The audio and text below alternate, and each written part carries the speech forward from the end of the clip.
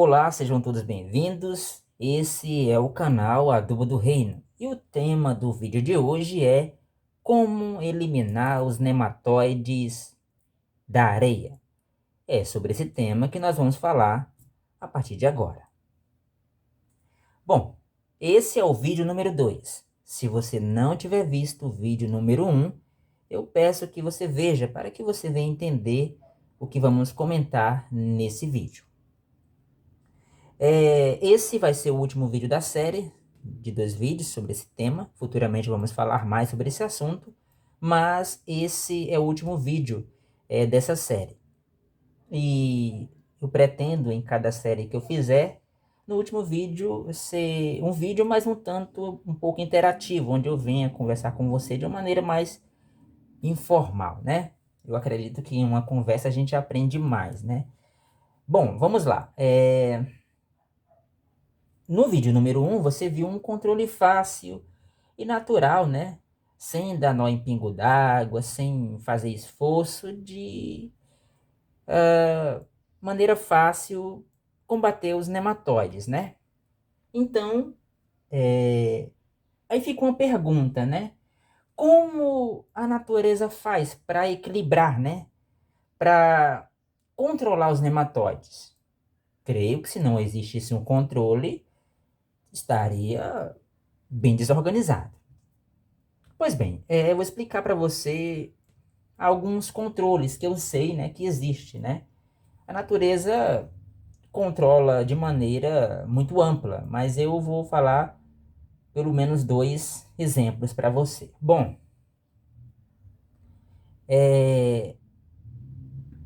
o melhor controle que eu conheço natural para os nematóides são os fungos. O primeiro deles são as micorrizas, né? As micorrizas são espécies de fungos que criam uma teia gigantesca, né? Uma rede, entre outras funções, tá? De proteger as raízes, né? Na verdade, as micorrizas fazem uma simbiose com as plantas, né? Elas ajudam as plantas e as plantas, por sua vez, as ajudam. A gente fará vídeo sobre esse tema depois. Bom, o que que acontece? Então, essa rede de fungos, de micorrizas, fazem uma proteção nas raízes, né? Então, os fungos, ou melhor, os nematóides não conseguem penetrar. Ou seja, há uma proteção natural. Aí já é um tipo de proteção que as raízes têm contra os nematóides na natureza, né? Às vezes a gente vê na natureza, nas florestas, as árvores que não são cuidadas por ninguém, né? Nenhum humano. E você vê que são saudáveis, dão frutos. E a gente fica a se perguntar, né?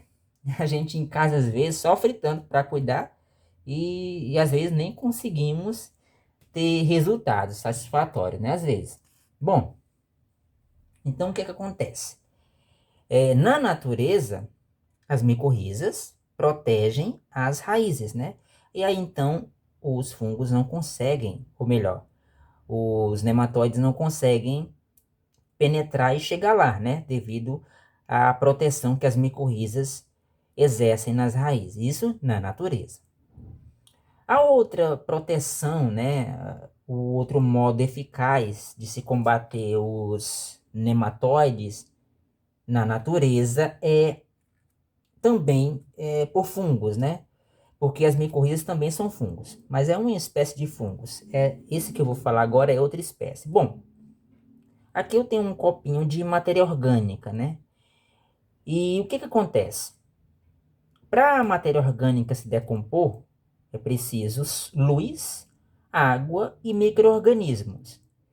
Esses micro-organismos são lesmas, são bactérias e fungos. Então, várias classes de fungos que atuam, né, na decomposição da matéria orgânica são também inimigos mortais dos nematóides, ou seja, alguns fungos atacam os nematóides. Ou seja, um solo onde é rico em matéria orgânica tem tendência, né, a ter menos nematóides. Bom, e esses dois controles que eu falei para você agora são naturais, da própria natureza, né? Mas existem outros fatores também bem curiosos que são controladores de nematóides. Os nematóides não gostam de ambientes salinos, né? Porque o sal, ele destrói os corpos dos nematóides. E não sei se você sabe, mas para o nematóide se locomover de um lugar para o outro, ele usa gel, semelhantemente aos os caracóis. Os caracóis, para se locomover, né, soltam um gelzinho que ele aí vai deslizando, né, sobre aquele gel. Da mesma maneira, é assim também com os nematóides. Eles se locomovem fazendo esse gel e aí conseguem se locomover. Então, o sal prejudica, né, esse gel, né, a fabricação desse gel, além também de destruir a estrutura corporal dos nematóides.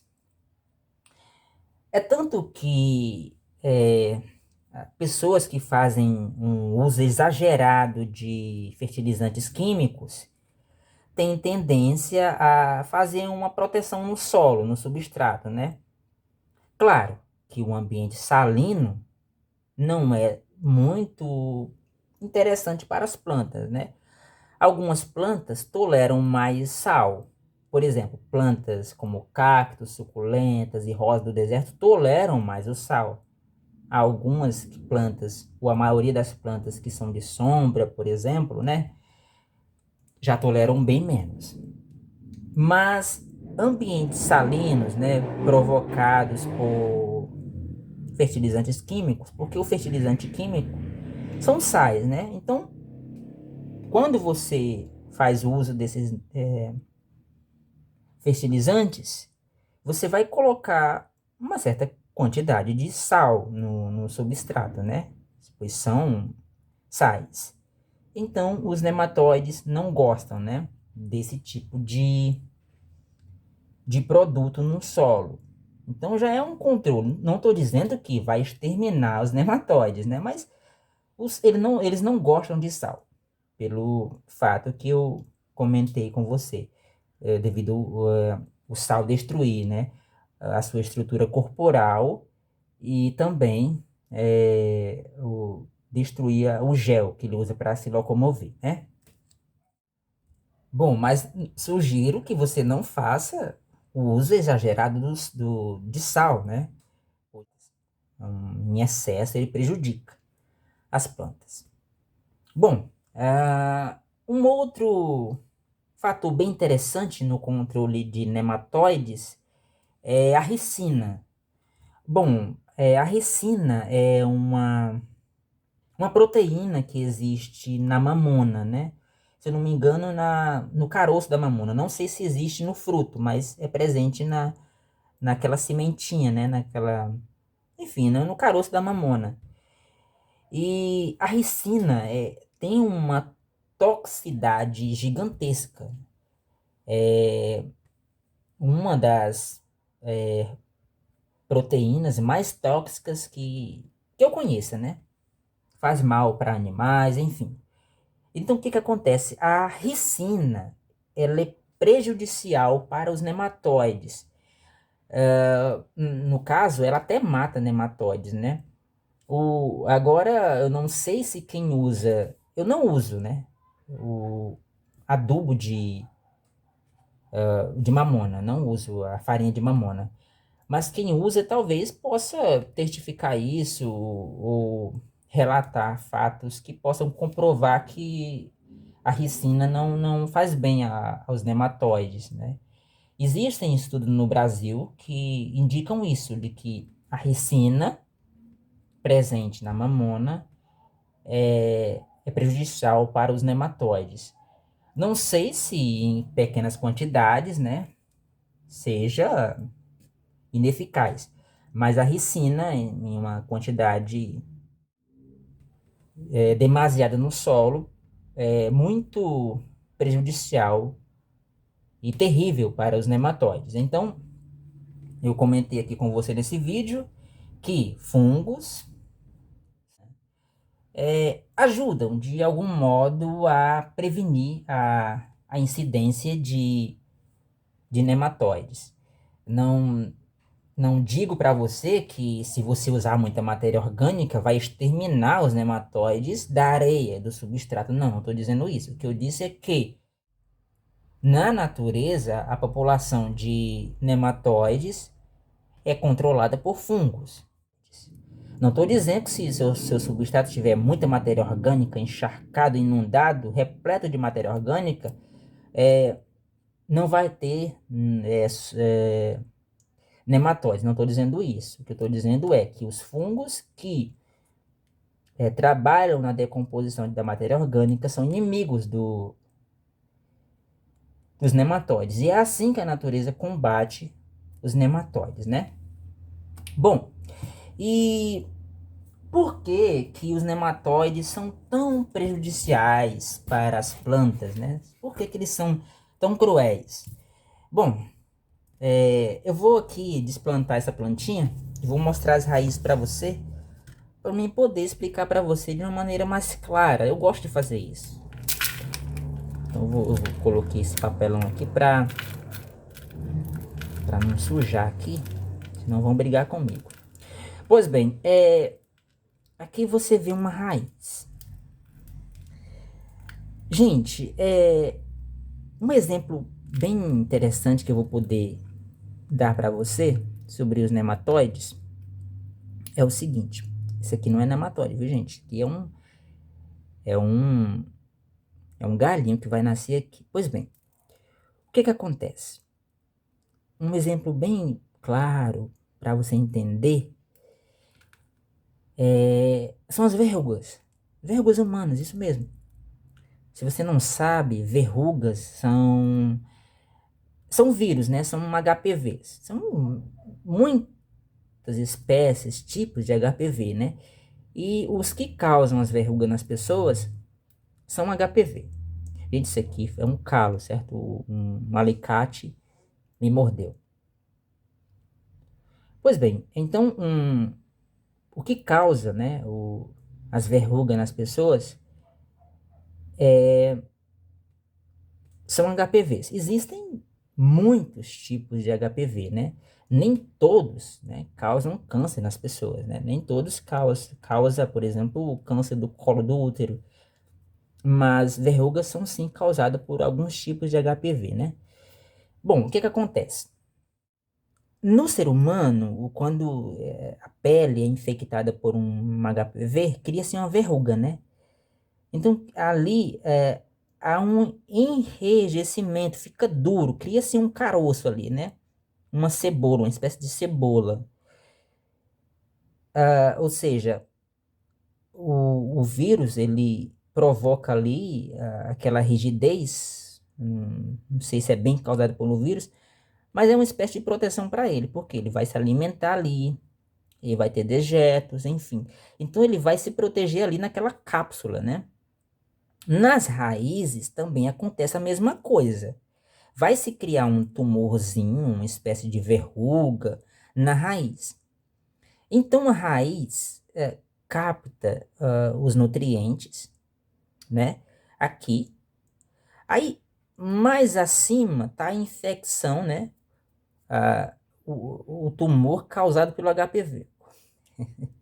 Pelo HPV não, pelo nematóide. Então ele entra na raiz e causa aqui um tumor, né? Uma verruga, né? Então todos aqueles nutrientes que a raiz capta, eles ficam impossibilitados de subir. Entende? Por quê? Porque fica rígido, né? Foi ocasionado na raiz aqui uma barreira, né? Ou seja, aqui tem, além do nematóide, tá se beneficiando da raiz, né? Roubando nutrientes. E, além disso, ele causa uma barreira impedindo que os nutrientes subam.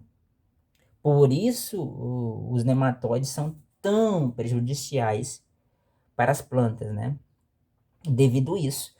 Veja, quando esse tumor começa a surgir, né? Quando o nematóide infecta a planta, ele começa a crescer, então ele fica maior, né? E mais denso do que as raízes.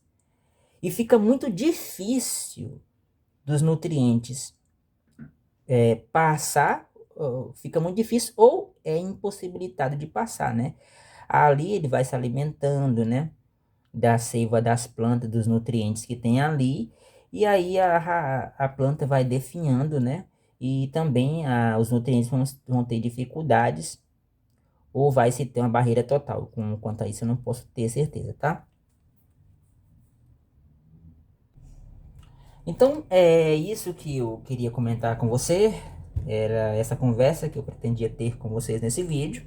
Espero que tenham entendido, gostado das informações. E muito obrigado por ter assistido e até a próxima.